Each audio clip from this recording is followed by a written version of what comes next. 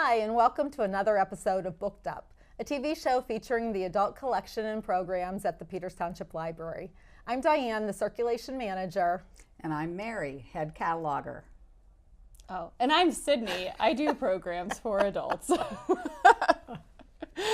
Diane, it's February, and this is our February-March episode. February is the month for love. Too bad it's not a warm, beachy month for love. It's gotten a little better. I'd rather be toasty romantic under a blanket, as you know, than sweating on the beach. No, we're never going to agree on this, so we should really focus on the highest form of love, which is our love of books. Oh, yes.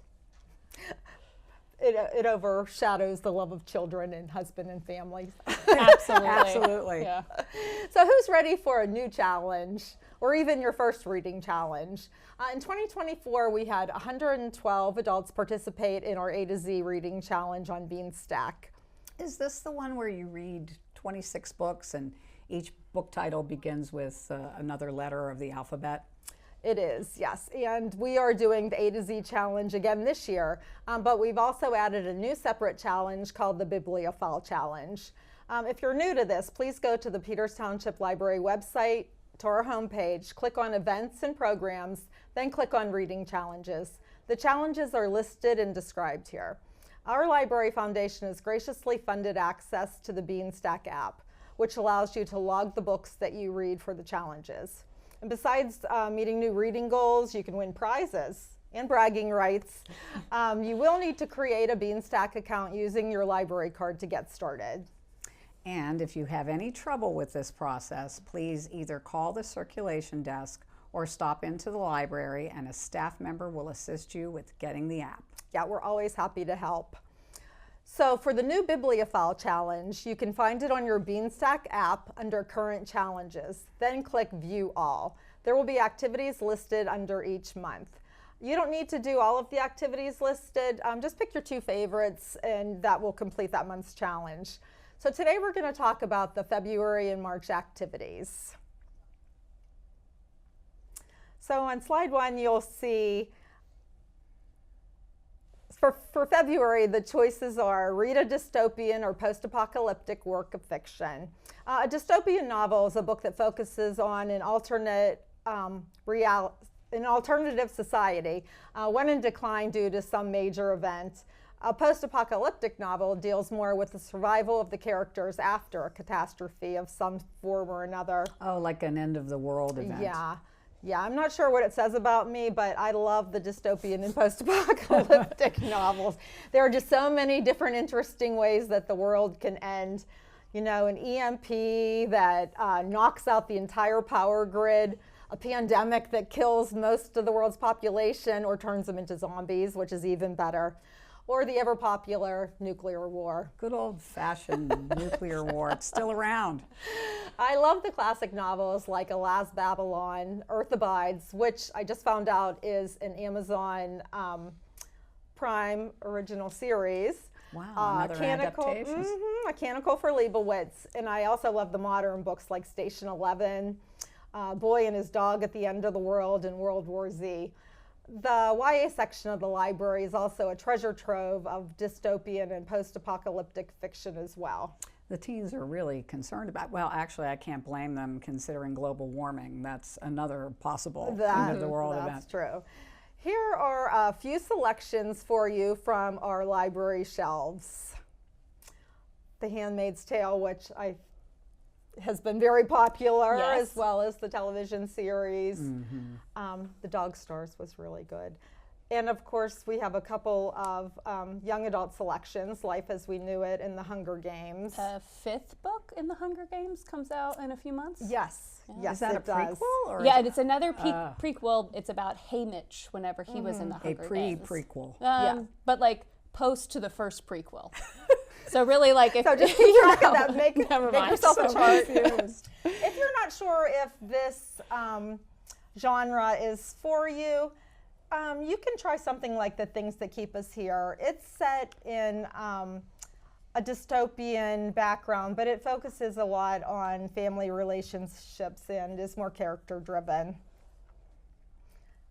The next challenge would be to read a fantasy or romantasy work of fiction.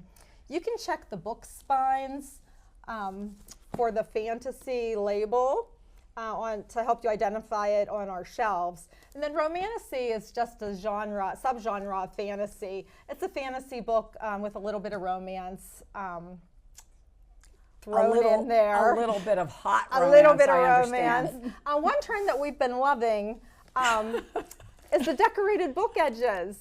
I mean, look how fun these are. They are beautiful, and they really put you in that otherworldly fantasy romantic mood. Yeah.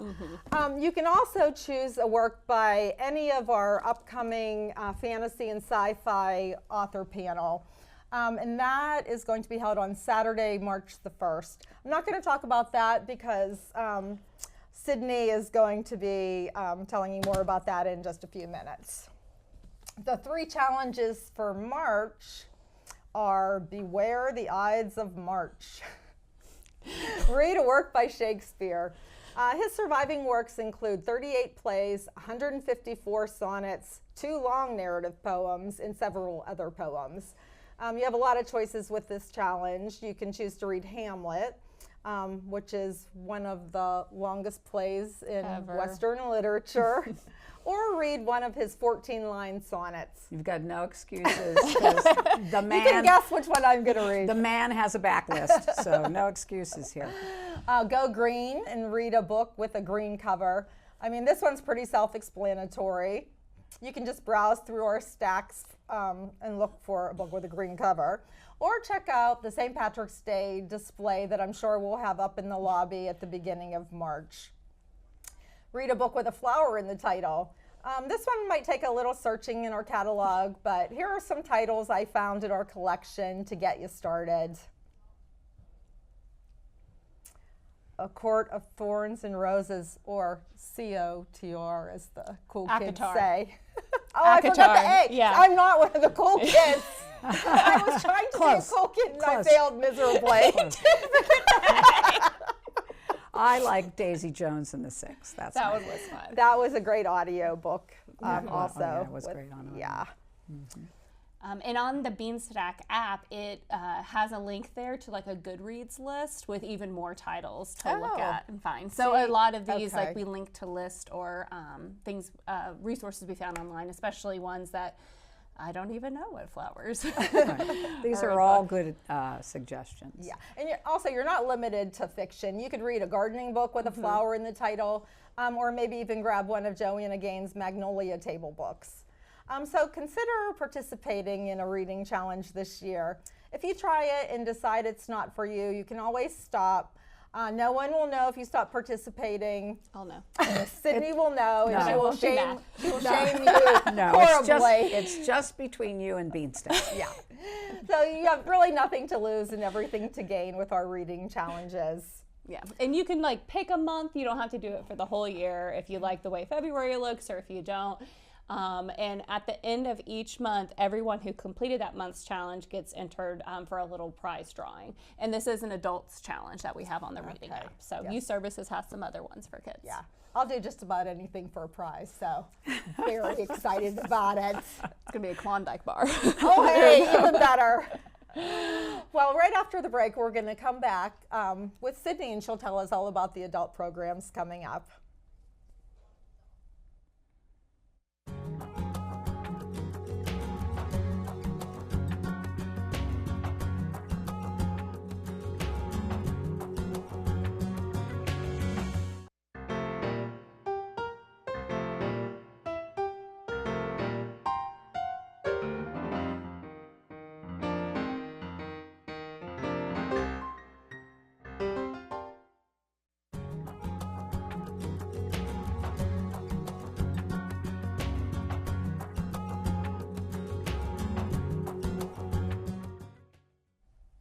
Hey guys, it's Sydney. Still haven't changed, but we're going to switch gears and talk about some adult programs at the library. Originally, I was going to be flying solo. I'm not anymore, but it was a way to go. At You least have I'm your people. flying You have your free, people. which is a Wicked reference. So if you've been watching the movie or seen the musical recently, you've been part of the Wicked craze. One of our book clubs, our Books and Brews book club, is actually discussing this on Thursday, February 6th at 7 p.m. If you've read it, you know that it's nothing like the musical or the movie. So that'll be an interesting discussion. Now, out of Oz and back into the library, this February we are talking about birds and bees. Not the birds and the bees, but birds as part of the programming to support the Great Backyard Bird Count, and bees and beekeeping in another presentation by a local beekeeper. Bird programs including bird seed, ornaments, a birding by ear presentation with the National Aviary, and bird trivia. The Great Backyard Bird Count is a worldwide citizen science initiative to help get bird counts from all over the world. It's over President's Day weekend, and you can use a super easy app called Merlin Bird ID to help identify birds and contribute to the count. So let's look at some birds we have here in our area in the winter. These are all birds I have seen around our bird feeder at my house this winter, and these pictures all come from the Pennsylvania State Game Commission's Winter Birds pamphlet. On the top row, we have the blue jay, who likes to aggressively scare the other birds away from my bird feeder. We have a chickadee and sparrow. There are several varieties of chickadees and sparrows in our area, and I have absolutely no idea what they are. How to tell them apart. Yeah. At the bottom, we see a cardinal, which can also be the pale brown color, a dark-eyed junco. You'll typically see those eating on the ground. And then my favorite bird, not just because of its super fun name, but its wild eyes and mohawk, is the tufted titmouse. Very cute. Yeah. Other common winter birds in Pennsylvania include 3 varieties of woodpeckers who you typically don't see at bird feeders. There's also the white-breasted nuthatch and the American goldfinch. If you want to learn more about the Great Backyard Bird Count, give me a call or an email or stop by our display in the lobby and upstairs. Yeah. I'll provide your cell phone number later in the show. Please don't. As always, we're getting crafty in the library. In February, Dianne is making these super cute, bookish keychains. Oh, I love those. So it has recycled book pages in the middle, and then she prints out the covers, and so you can make your own little book. And then in March, she's also making shamrocks. Is that AstroTurf? No, it's not AstroTurf. It's moss that's had like a Mod Podge spray over it to help harden it and keep it on there. Real live moss until you killed it with the Mod Podge. Well, it might have been far removed from its, Original source. Yes. So if you're a crafter at home or find yourself overwhelmed with crafting supplies, you can bring your unused and clean materials to the library in February for our craft swap. Oh. Yeah, you can drop off materials Wednesday the 19th through Friday the 21st, and then pick up new to you items on Saturday the 22nd. We do ask that fabric be clean and dry, tools and machines be in good working order, paper should be clean, free of water damage, glues, ink pads, paints, markers, etc., not be dried out. You really just drop stuff off. It's not like our puzzle swap where it's a one-to-one trade-off, because there's no equitable way to sort what something's worth. There's no money that exchanges hands at this program. But one of our volunteers and I work to organize everything by craft type. And then so whenever you come back Saturday morning, you can like hone in on painting supplies or fabric supplies or things like that. Like someone brought a cricket 2 years ago. You can see a dress bust in the picture, or dress form. Is that what they call it? Yeah, form. Yeah, I don't know. Like part of a mannequin. Torso. If you don't have any items to drop off for the craft swap, you're still more than welcome to come after 12 p.m. and peruse what's left at the library. Yeah. Okay. Now, Dianne had briefly mentioned our author panel as part of our February Bibliophile Challenge. So we are hosting another author panel. Last year, we hosted several romance authors in our Romancing the Reader author panel. It was a great time for authors and participants to come together and talk about that preferred genre. So this year, we are doing a fantasy and science fiction for our author panel. We have 5 super talented local authors who will be at the library with us. This event is for tweens, teens, and adults. All of the authors write works for adults, and some have written things for middle grade and high schoolers. We'll have an author panel event going from 1 to 2 p.m. that does require registration. And then after that, we'll have light refreshments, and the authors will be set up at individual tables to chat and sign and sell books to you guys if you're there. So let's meet our authors. So the bottom left, Jamie Lackey, she's published over 200 short stories in different publications and has several novellas and other works. Most recently, she released a Pride and Prejudice retelling with magic and mayhem titled Toil and Trouble. Next is Larry Ivkovich. He's been an L. Ron Hubbard Writers of the Future finalist, and his most recent work is a steampunk novella called Hope's Song, and you can find it on Hoopla with your library card. J.V. Hilliard in the middle was a Read Local, Eat Local author in 2023, and so we're excited to have him back. Since 2023, his Warminster series has reached its epic conclusion, so we're looking forward to hearing what fantastical world he is scheming up next. Frederick S. Durbin is most known for his book, A Green and Ancient Light, which was named a Best Fantasy of the Year by Publishers Weekly in 2016. He has several other works, including a highly anticipated release this summer that is Wild West, Civil War, science fiction. Yeah. It's got it all. It's got it all. And the last one on the right is Joshua David Bellum. He's another big name in the local scene. He masquerades as a college teacher by day and has written the Survivor Colony 9 series, the Ecosystem series, and Myriad, a time travel thriller set in Pittsburgh. So registration for the panel opens on February 1st on our event calendar, and cool. Yeah. Well, it sounds like it's going to be a great event. It will be. It will be. I brought a few of the books with me. So this one is Dark Skies. So there's a group in Pittsburgh called Parsecs, and they are a group of like Pennsylvania science fiction and fantasy writers. So every year they release like an anthology of like short stories and works by authors. So Jamie Lackey has one in here, and let me look up see what it's called. It's 11 tips for hikers, and so it's tips for hikers traveling to this, made-up planet, this made-up place. It's like how you need to stay on the trails, blah blah blah blah, because these things will eat you, kind of thing. So it was very funny reading it. So I'm excited to read some of her other works. This is The Green and Ancient Light by Frederick S. Durbin, and then here two of Joshua David Bellum's work. So this one's a juvenile fiction, and this one is an adult fiction, and this is we were talking about it a little bit before we got started, but this one is like set in a futuristic Pittsburgh where they're stopping crimes by traveling in the future before the crime happens, and then there's like kind of a conspiracy stuff going on with that too. Sounds good. Yeah. So fun fact, did you guys know that I have a little brother? God, poor thing. Well, he's not so much a little brother as he is a younger brother. He surpassed me in height many, many years ago, but he has a birthday in March. And so every year for his birthday, I like to wish him a happy International Women's Day on March 8th. Great. You can also celebrate my brother via National Women's Day through some local history at the library. We're all going to have to send them the birthday cards now. I think that'd be great. So Nancy Martin will be emerging from her archival cocoon to share information about the Society of Farm Women, the Women's Club of Peters Township, the McMurray Century Club, and the Stratford Manor Garden Club in a history of women's clubs and PT program on March 6th. Another program that she has, if you want to discuss more local history, is Those Were the Days.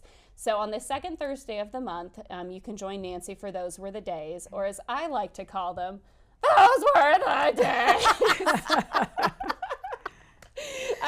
No one under the age of like 35 is going to get that at all. Right, you weren't around then.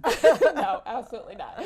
So she usually has a short presentation. So the first month that they did in January, they talked about restaurants in Peters Township that were no longer here. So she shares some information stuff from the archives, and then people share and discuss amongst themselves afterwards. So it's a really cool time. Another way you can celebrate my mother's birthday is coming to the library for our volunteer fair on March 8th. So we're still gathering organizations to participate. So if you're a group that's seeking volunteers, please reach out to me at the library. But folks can come that day and connect with nonprofits and other agencies looking for volunteers. there's opportunities for all ages, and we have about 100 participants in like 12 to 13 groups over the last 2 years come out. So it's Saturday, March 8th from 1 to 3. And some of you may have noticed or lamented the fact that in November we did not have mini golf at the library. That's a popular event. Yeah, we had a couple things going on, but we will have it back in March. We'll actually have 2 different mini golf programs this year. So we are adding an adults only mini golf the Friday night before, and then Saturday will still be an all ages. Registration for both of those will open on Saturday, February 28th. It's already on our event calendar, so you can go there and find more details. As always, you can find these programs and more on our online calendar. You can just go to ptlib.org/cal to see what events and activities are coming up. Registration is required for some and typically opens 4 weeks before the program. So let's take a break, or I'm going to stop talking about programs and see what Mary's been cooking up and cataloging. Ah, clever. Such a clever segue. I'm so impressed. Our nonfiction focus this month is on cookbooks. These can be found starting at 641.5 upstairs in the nonfiction stacks. These books progress from general cooking to cookbooks arranged geographically by cuisine. So American cooking, Mexican cooking, French, Indian, and so forth. Then the number continues forward. So if you're looking just for cooking something of a certain material, seafood cookbook, you would go to 641.6, and then on to cooking methods. So grilling in the summertime outdoors on your barbecue would be at 641.7. Or onward to my favorite area, baking, 641.8. So that's where the goodies are. That's where I am. I love when other people bake. I love when they put it on the back table in the kitchen in the library for the staff. If we had a bake sale, we could fund a lot at the library. We have hundreds of cookbooks in the library, and they are always a joy to browse. There's just something about those full-page color photos that makes you think that that's what your finished product is going to look like. Mine never does. What about you? Absolutely not. No. It tastes okay. It tastes good. It's not pretty. We do keep trying, though. I know that a lot of people just search for recipes online, but to me that's kind of more like weekday survival mode.